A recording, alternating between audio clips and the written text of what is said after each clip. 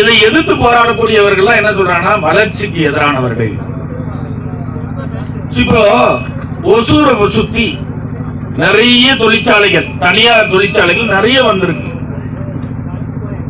தமிழக அரசு நிறைய பேர் விவசாய நிலங்களை எல்லாம் இங்க பாத்தீங்கன்னா நிறைய அவங்களை எடுத்து கொடுத்துருக்காங்க. அடிமாட்டு விலைக்கு அந்த விவசாய நிலங்களை எல்லாம் எடுத்து கொடுத்தார்கள். அந்த விளைநிலங்களை, விவசாய விளைநிலங்களை கொடுத்த அந்த குடும்பத்திற்கு யாராவது இங்க இருக்கக்கூடிய இந்த மிகப்பெரிய நிறுவனங்கள்ல யாராவது வேலை கொடுத்திருக்கிறாங்களா?